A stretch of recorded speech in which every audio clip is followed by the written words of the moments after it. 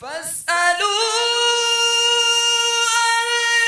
الذكر إن كنتم لا تعلمون۔ تو اے لوگو علم والوں سے پوچھو اگر تمہیں علم نہ ہو۔ صلوا علی الحبیب صلی اللہ علی محمد صلی اللہ علیہ وسلم۔ بسم اللہ الرحمن الرحیم، الصلاۃ والسلام علیک یا رسول اللہ وعلی آلہ وصحبہ یا حبیب اللہ۔ الحمدللہ فجر کے اس درس قرآن میں سورہ بقرہ شریف کی تلاوت پوری سماعت کر چکے ہیں۔ آج انشاءاللہ سورہ آل عمران سے اس کا آغاز ہوگا۔ سورہ آل عمران مدنی ہے، مدینہ شریف میں نازل ہے۔ اس میں 20 رکوع ہیں، 200 آیات ہیں۔ آل کا معنی اولاد ہے۔ اس کو آل عمران کیوں کہا گیا؟ اس لیے کہ اس میں آیت نمبر 33 سے لے کر آیت نمبر 54 تک حضرت مریم کے والد عمران، ان کی اولاد کی فضیلت کا ذکر موجود ہے۔ اس نسبت سے اس کو آل عمران سبحان اللہ۔ اس صورت کی فضیلت یہ ہے کہ حضرت عثمان بن عفان خلیفہ ثالث فرماتے ہیں جو شخص رات میں سورہ آل عمران کی آخری آیتیں پڑھے گا تو اس کے لیے پوری رات عبادت کرنے کا ثواب لکھا ہے۔ یہ حدیث مبارکہ ہے، دارمی حدیث کی کتاب ہے، اس کے اندر یہ نقل ہے۔ اس کا مرکزی مضمون تو حضرت مریم اور ان کے ارد گرد یہ گھومتا ہے، حضرت عیسیٰ اور ان کے حجرے میں بے موسم جو پھل آئے، وہاں جا کر جو حضرت زکریا اعلیٰ نبینا علیہ السلام نے اپنی اولاد کے لیے دعا مانگی کہ ان کے ہاں اولاد نہیں تھی تو ان کے ہاں اولاد ہو گئی، یہ اس کا مرکزی مضمون ہے۔ باقی اس کے علاوہ اللہ تعالیٰ کی وحدانیت پر، اللہ تعالیٰ کی بارگاہ میں اسلام کے مقبول ہونے پر، حضرت عیسیٰ کے شان کے بارے میں جھگڑنے والے جو لوگ ہیں ان کو نبی کریم علیہ السلام نے کس طرح جوابات ارشاد فرمائے، اس کے بارے میں میثاق کے دن انبیاء کرام علیہ السلام نے کس طرح حضور جان عالم علیہ السلام کی نبوت پر اقرار کیا، اس کے بارے میں، مکہ مکرمہ کی فضیلت کے بارے میں، اور اس کے علاوہ اور بہت ساری اس کے اندر مضامین شامل ہیں۔ اور سورہ بقرہ کے فوراً بعد اس کا ذکر اس لیے کیا گیا، مناسبت یہ ہے کہ سورہ بقرہ کے اندر بہت سارے احکامات بیان کیے گئے لیکن اجمالی طور پر سورہ آل عمران میں وہ سارے احکامات جو ہیں وہ تفصیلی بیان کیے گئے ہیں۔ بسم اللہ الرحمن الرحیم، اللہ کے نام سے شروع جو نہایت مہربان رحم والا ہے۔ الف لام میم، اللہ لا الہ الا هو الحی القیوم، اللہ ہے جس کے سوا کسی کی پوجا نہیں، آپ زندہ اوروں کا قائم رکھنے۔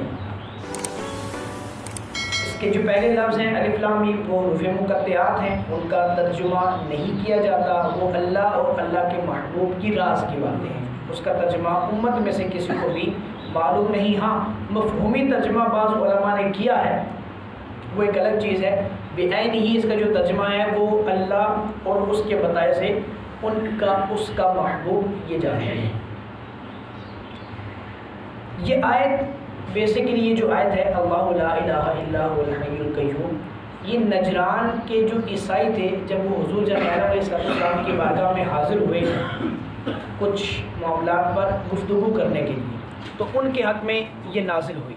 ان کے حق میں یوں نازل ہوئی کہ وہ آ کر جب یہاں پر پہنچے تو نماز کا وقت تھا، حضور جان عالم علیہ السلام اور تمام صحابہ کرام علیہ رضوان جو ہیں وہ نماز پڑھ رہے تھے، تو انہوں نے کیا کیا کہ انہوں نے بھی نماز پڑھنی شروع کر دی۔ ان میں اب یہ جو قافلہ تھا پورا نجران کی عیسائیوں کا، یہ 60 لوگوں پر مشتمل تھا۔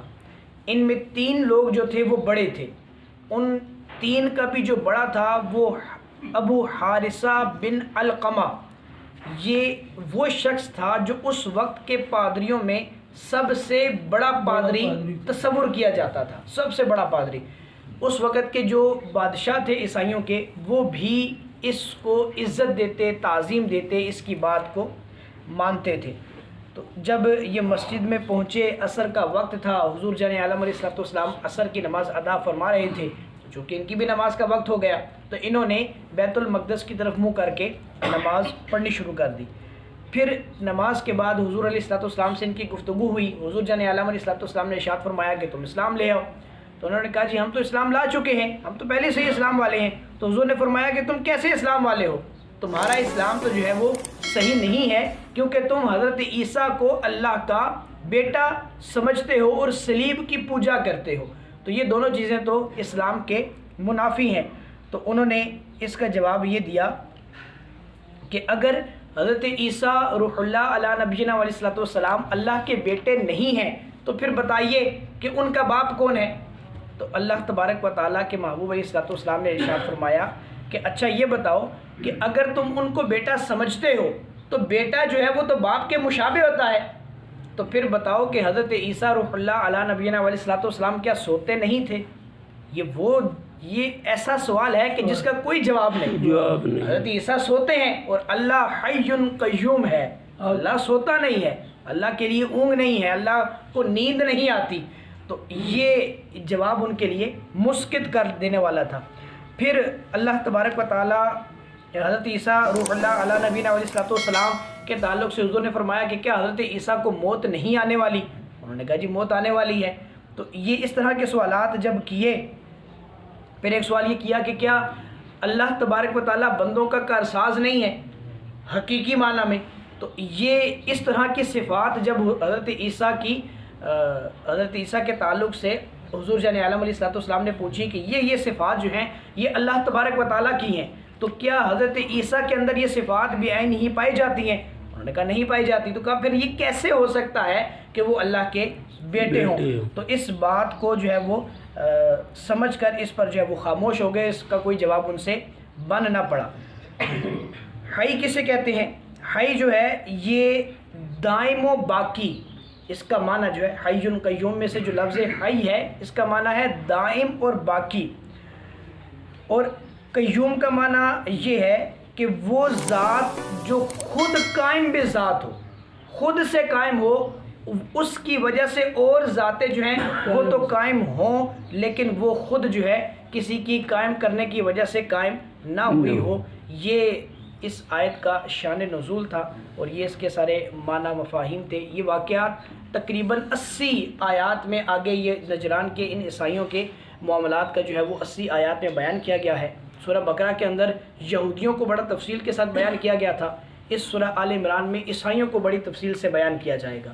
یہ اللہ تبارک و تعالیٰ کی آیات ہیں جن کو بڑی وضاحت کے ساتھ اللہ تبارک و تعالیٰ ہمارے لیے ارشاد فرماتا ہے، ان کو سمجھیں اور ہمارے درمیان موجود جو یہودی اور عیسائی پر پھیلائے ہوئے ہیں ان تخریب کاریوں کو سمجھیے تاکہ اللہ تبارک و تعالیٰ ان کے مکر و فریب سے ہماری حفاظت فرمائے۔ آمین۔